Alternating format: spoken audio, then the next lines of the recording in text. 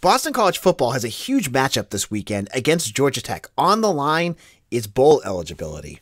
Can Boston College get their 6th win? We're going to talk all about the Georgia Tech Yellow Jackets on today's Locked On Boston College. You are Locked On Boston College, your daily podcast on the Boston College Eagles, part of the Locked On Podcast Network, your team every day.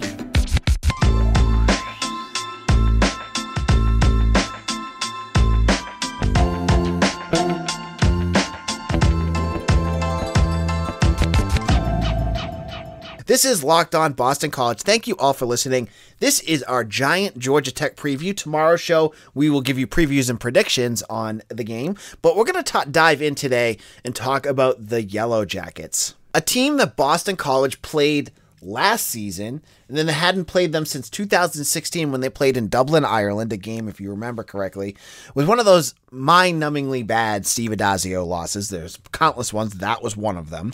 And then they played them last in Atlanta in 2012. I can't even remember the last time they played in Boston or Chestnut Hill. It was in 2008, actually. Thank you, Internet. When Jeff Jagosinski's team lost to Paul Johnson's Georgia Tech triple option, 1916 in Chestnut Hill. I don't even remember this game. That was that memorable, but they played back then. Now, Georgia Tech, they have a 7-3 lead in the series. They obviously have the 1-game losing streak, but had won 3 out of the last 4 before that. So they are a team that has a historic advantage over Boston College. But I look at this team, and if you've listened to my podcast, if you've listened to Locked On ACC, which I highly recommend, you need to hear my thoughts on Geoff Collins. At the beginning of this year, I thought that the Yellow Jackets were going to be one of the best teams in the ACC, or a team actually that I thought would take a step in the next direction. They had Jeff Sims, a nice mobile quarterback, and Jahmyr Gibbs, who I thought heading into this season would be the best running back in the ACC. And right now, they're 3-6. And this is a team that is on the verge of not making a bowl game. You know, they're definitely, I should say, they're not on the verge. They're definitely not going to make a bowl game. Because even if they get past Boston College, they have a tough end of their year. They play Boston College, Notre Dame, and Georgia. Good luck with that, Yellow Jackets, because that looks to me, I mean, I'll give you my predictions, and finally I'll give you some BC love after this on Friday. But there ain't no way this Yellow Jacket team is beating Georgia or Notre Dame. They're just too good. Now, when you look at the statistics, Georgia Tech's had some pretty good games so far. They were right there with Miami. They held their own against Virginia, and they beat the pants off UNC. But when you look at the schedule and when it came early in the year, UNC hadn't found their legs yet. As if you've been following the Tar Heels, they've kind of come on a little bit near the end. But, you know, when you beat the Tar Heels 45-22, that should open some eyes. But when you look at what the defense has done for Georgia Tech, there's some major issues on this team. And I think this is where Boston College is going to find some success, because Georgia Tech has the 111th total defense in the country. They allow over 442 yards total. They let up 267 yards in the air, and that's going to be a major problem against Boston College. Now, if this was Boston College with Dennis Grosel or Emmett Moorhead, you'd be like, oh, well, hey, Boston College is going to struggle in this game because, you know, neither of those guys are probably going to move the ball. But you saw Djokovic was back. Now, Djokovic has a full weekend of practice in with him. He's got a chance to continue to grow in this offense and get his arm and his wrist back into it. When you play a defense, it's 111th total and 110th against the pass. And when a team that seems to be going in the wrong direction, I know they had a good game against Miami last weekend. They only lost by 3, but they just seem like a team that if they punch them in the face, they're going to be in they're going to have some problems. So I think looking at this offense that Boston College has against Georgia Tech's defense that has just, I mean, you look at what they've done in some of these games. They let up 40 points to Virginia, 33 to Miami, 52 to Pitt. They've had some big games where they've struggled, and their wins are against teams other than UNC that aren't all that good. They beat Kennesaw State and Duke, and they barely beat Duke. Duke is not a good football team. They're a basketball school. They're not a football team. So, I don't know if this is the year Geoff Collins, gets the hook. He's only won like 26% of his games. We're talking about this on Locked On ACC the other day. But, I don't know if he had a big, tall task when he got there. You had to take the shoes of Paul Johnson, a guy who put Georgia Tech back on the map. They had some great seasons, with some of those teams. I believe they made an ACC championship. They did some things, but it's been 3 years now, and they're just not showing the right direction. So, will this be the end? I mean, if they end up 3-9, after going 3-7 last year, and then in 2019 going 3-9, that's not showing any improvement. The defense is going backwards. I've seen Georgia Tech fans following that. The offense has been, it hasn't been there yet. They just have not been able to do it. So this could be a big game for Boston College. I think the Eagles match up really well with the Yellow Jackets, and with BC having that momentum of Phil Dracovic coming back, with that momentum of this offense finally like, oh man, we got everything back. I like where BC stands, and I think BC's defense could do enough against Georgia Tech, because BC beat the pants off of Georgia Tech last year, and I see Georgia Tech as the same team as they were last year, but with a worse defense, while BC has a better defense. So I think BC's in better shape to win this game. And I'll give you my official prediction on Friday, but that's my thoughts on some of the Georgia Tech defense. When we come back, I'm going to talk about their offense, which is more exciting, and I need to give them credit because they are a unit that could cause some problems. But I want to tell you, this episode is brought to you by McDonald's. McDonald's is proudly serving communities since 1965. They have always been more than just a place to get tasty, affordable food. It's an unofficial community center. Big thank you to our friends at McDonald's for always being there. I'm loving it. Now, I've told you before, at the Black household, we love going to McDonald's for my son, who loves the Happy Meals. And I remember as a kid getting Happy Meals myself. One of my favorite things was to get those, the cheeseburger and the special toy. And he loves the same thing. They had some great ones recently that he just loves. But for me, right now, my favorite thing at McDonald's is sausage egg McMuffin. It's my pleasure. Like, if I'm on a road trip, give me a sausage egg McMuffin and a large hot coffee. You can't beat it. It's McDonald's. It's win or lose. It's a place where teammates, competitors, the home team, or the away team can come to recharge. It's where I go to recharge if I need it on my road trips. Now, when you head on over to McDonald's, check out their reliable Wi-Fi, clean stores. It's a place to go with your family, friends, or whoever else is hungry and wants some fries or flurries. Make sure to head on over to McDonald's. Ba-da-ba-ba-ba. I'm loving it. This is Locked On Boston College. AJ Black. We are previewing the Georgia Tech Yellow Jackets, and I have to laugh. Some of you have reached out on certain weeks where you're like, oh, AJ, why don't you have a guest on to talk about this team? And I had Matt on, Matt McCavick for Syracuse. For Louisville, I struggled to find the Syracuse guys. We messed up timing. Last weekend, I talked to Candace Cooper, who does Locked On ACC. Didn't want to ask her again, give you guys a new face. But I'm telling you, finding a Georgia Tech journalist who is not associated with the system, like I can't ask the SB Nation guys because they're associated with BC Interruption, the rival guys, they're all part of a crew, the 247, the Athletic. It's hard. This is going to be the hardest fan base or writing group to find, and we don't have one for SI or Locked On. So I was like, man, but I feel like I can give you a good feel for what Georgia Tech does and what they don't do. When you're looking at their offense, the challenge that Boston College is going to face it begins and ends with Jahmyr Gibbs. As I said earlier, he was my pick to be one of the best running backs in the ACC, and he's done it so far. He's rushed 110 times for 591 yards. That's over a 5-yard average, but only 3 touchdowns. He's not a touchdown vulture like some running backs are, but he's quick. If you remember him playing against Boston College last year, he's that type of running back in years past, especially last year, where he gets that outside against a team like Boston College, and boom, he's off to the races. So he is someone that you're going to have to watch, because next to him is Jeff Sims, who also is a mobile quarterback and can move the ball with his legs. Now, last year, Boston College forced three turnovers against Georgia Tech, which ended up dooming the Yellow Jackets. And a lot of it was they got in Sims' face. They were able to keep him off his mark and really make him uncomfortable. They yanked him, I think, in the third quarter. They need to do that again, because Sims is not a quarterback that can, I feel, he's not a quarterback that handles pressure very well. And I think he's a quarterback that if you rattle him, you can completely take him out of the game. And I think BC needs to do that. Now, I always worry when I look at Boston College playing a team like Georgia Tech, that this is the kind of setup. We've seen them burn BC over and over again.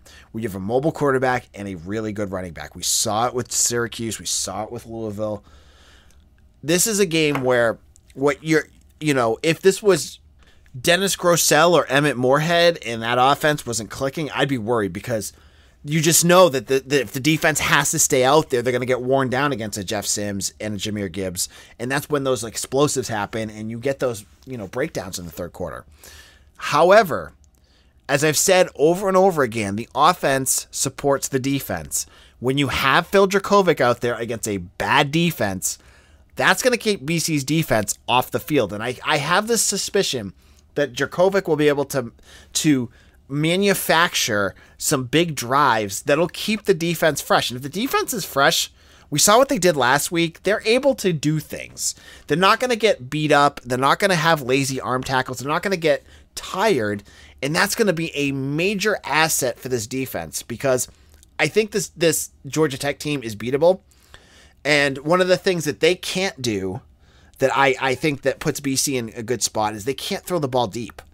Now they're going to do a lot of dump offs with Jahmyr Gibbs. You get the ball. I mean, he is a weapon, and you want to get the ball in his hands any chance you get. And that's what Georgia Tech does. I think he has 32 catches. Excuse me. He's the leader on the team in pass receptions. So they're going to do a lot of that, but I feel like this is an offensive scheme that really falls right into where Hafley can stop things. And I think Boston College is in good shape against this offense, but I don't want to sleep on them, because this offense can do some things. So it might be more of a track meet in this game. You might see the defense make some mistakes, but there's also the possibility that BC's defense, who ranks, in the top 20 in a lot of categories, and they're a top 30 overall defense, that they could just go down there and shut this team down. I'm not sure what will happen. I think a lot of it will have to do with how the team plays. If Vinny DePalma has to start, it doesn't sound like Isaiah Graham-Mobley is going to play. I think this game is a perfect matchup for Boston College, and I expect them to win. I mean, I'm not being a homer here. I mean, I picked BC to lose to Syracuse. I picked them to lose to Louisville. I had them losing to Virginia Tech until I heard Dracovic was coming back. So I'm not a honk that's just going to pick BC. I just think they're a better team right now, and I think they're going to win this game. Now, in our final segment, I'm going to go over some of the news items, because there's a ton of news that's going around in BC sports, and you're going to want to get caught up on recruiting news and women's sports going on campus. I have to talk about hockey because I forgot about them, and there's lots more. Check that out. We'll be talking everything that you need to know. Speaking of what you need to know about BetOnline.ag. They're back and better than ever with a new web interface for the start of the basketball season and more props, odds, and lines than ever before. BetOnline remains your #1 spot for the basketball and football action this season. I've given you some of my picks. I told you I picked BC basketball to do the under. Nailed that. My pick, I think, for this weekend is BC. If it's a 2-point spread, give me BC in this game, because I think they're going to probably cover by easy. But I'm not a betting guy, so don't take my picks, but that's where I'm thinking for this weekend. And you can get in on the action over on BetOnline. Head over to their new updated desktop or mobile site to sign up today and receive a 50% welcome bonus on your first deposit. Just use promo code LOCKEDON to receive that bonus. From basketball, football, baseball, postseason, NHL, boxing, and UFC, right to your favorite Vegas casino games, don't wait to take advantage of all the amazing offers available for the 21 season. BetOnline is the fastest and easiest way to bet on all your favorite sports. Again, the website is so easy to use. You just put in what you want to find. Boom, boom, boom. You can find everything you want on BetOnline. BetOnline, where the game starts. This is Locked On Boston College. AJ Black here. Thank you all for all of those out there that have made Locked On Boston College your first listen every morning. If this is part of your daily routine, I want to thank you. And if you're enjoying this, I'd love it if you made it part of your daily routine. Maybe in the morning, if you're taking a 25-minute commute, Locked On Boston College is never more than 30 minutes. Sometimes it cheats a little bit more, but I usually try to keep it under 30 minutes. So you can listen to a whole episode, get all your Boston College news, and be the most knowledgeable person in your office when you get to work. Check it out. Make sure you subscribe to Locked On Boston College wherever you get your podcast. Now, this is our new segment. I used to do this at the first thing, but I like to put it at the end. It gives you some good nuggets from going around college football, college basketball, recruiting, women's sports, whatever news I want to give you. This is where I'm going to put it, and we do them a couple times a week. So, news, first off, we're talking recruiting. First of all, let's talk football recruiting. I know that's a big one. Jonel Aguero is a name that a lot of Boston College fans are aware of. He's a 5-star cornerback out of St. John's Prep who transferred to IMG Academy before this season and has a offer list a mile long. He recently released his top 10, which include like Alabama, Georgia, you name it, like the Florida Gators, Ohio State, all these blue bloods. And then at the end was Boston College. He's a cornerback. Maybe just he had some hometown love. But, the thought was he went down to Florida to play for a factory school that's going to just churn out blue chips. And it just didn't seem like Boston College was going to have a chance. However, he just released some new news. He's transferring back to St. John's Prep. He cited on Instagram it was due to personal reasons.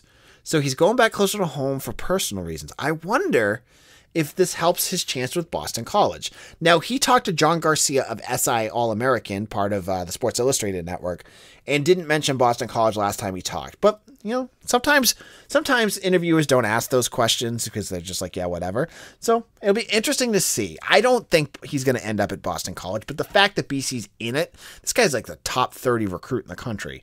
If Boston College could get him, he would easily be in that Brian Toll level of like elite recruits that Boston College has landed. But keep your eye on it and head over to BC Bulletin. I'll have all sorts of news. I'm in the process of talking to Jonel to see if I can get some more intel on his connection to Boston College. So you'll want to check that out. Now, going along with the recruiting news, Donald Hand Jr., who apparently goes by DJ, I saw it on his announcement, officially signed his national letter of intent on Wednesday, and he's the 4-star guard out of Virginia, a big get for Boston College. Glad to see that he was able to sign on the dot. That means he's coming to Boston College. The other one that signed today, I know that it's early, so it depends on when the players are going to sign. I saw Chaz Kelly, the other guard Boston College landed from Pennsylvania. He also signed today as well, meaning both of those recruits are coming to Boston College. And, Earl Grant is going to close with a possible top 25 recruiting class, and that's exactly what he needs to get himself success here at Chestnut Hill. Speaking of Earl Grant, make sure if you have not done so already to head over to BC Men's Basketball Twitter page and watch him dance. I just had to laugh watching it because I can't imagine Jim Christian or Steve Donahue dancing like he did after they won on BC won on Tuesday. He's got some good dance moves, and the team looked enthused watching him do that. So it was just good. I love his energy so far on the sidelines. Again, it was only against Dartmouth, so there's definitely with a new coach there's going to be some peaks and valleys, but it was a good start to the season, and I loved watching little things like that. You always like seeing it with like Halfley and stuff too, where they're real with their players, and I think that's what we're getting with Earl Grant. Speaking of football, Pro Football Focus released their top offensive lines in the country in their latest tweet on Wednesday. And I know Boston College has been getting a lot of flack for their play by a lot of the fan base, but they were ranked the number 2 offensive line in the country by Pro Football Focus. Now, this is a group that watches games. They grade out all the positions, and they had BC at number 2. I think they were just behind Ohio State. So, BC's offensive line certainly hasn't been perfect this year, but they still are playing exceptionally well, especially by the scouts. And I still think that when the end of the day happens, you're going to see Zion Johnson in the NFL. You're going to see Alec Lindstrom in the NFL. Probably going to see Tyler Vrabel. You're going to definitely see Christian Mahogany, who was, I believe, the top-rated offensive lineman of the week for BC, and you're gonna see some of these younger kids like Ozzie Trapillo. So BC, the offensive line may not do what you expect, but you're gonna start seeing some accolades, especially at the next level. And finally, let's talk about women's basketball, who had their recruiting class sign on the dotted line on Wednesday as well. Now, Joanna McNamee landed 4 recruits in her 2022 recruiting class, highlighted by Allie Carmen, a 4-star top 100 center out of Barnegat, New Jersey, Red Bank Catholic High School. I think Chris Banks went there. She's the 19th ranked player in her position. She's a big player, and I think Boston College got a real steal with Carmen, who is coming to Boston College. And then they got 2 Boston players, and that is Tana Mayer from Holderness High School in Boston. She's a 5'9" guard, all-state, all that goodness. And then they also got Kayla Lazema, who is from Noble and Greenough, a 5'11" guard, who is also all-state for her school. And then finally, Ava McGee, who's a 5'11" shooting guard from Washington, D.C. She's a 4-year letter winner, was named a 2-time D.C. All-State first team. So Boston College women's basketball, they've grabbed some good ones. Carmen obviously is going to be the most exciting. All it takes in women's basketball is a good scorer or a good presence in the middle, and you can do a lot of different things. And I think women's basketball is obviously a sport that more people are starting to pay attention to, so you're rooting for them, and hopefully this year will be some good momentum for Joanna McNamee and her squad. Thank you all for listening. This is Locked On Boston College. I'm your host, AJ Black. You can follow me on Twitter at AJBlack_BC. You can follow Boston Locked On BC on Twitter at Locked On BC. We are found anywhere you can get your podcasts and on YouTube. If you hit that subscribe button, that makes me a happy man. Thank you all. Come back tomorrow where we're going to be talking to Eric Hofstas, and we're going to give our previews and predictions for Boston College and Georgia Tech. Thank you all, and have a great day. Take care, and we'll see you all again soon.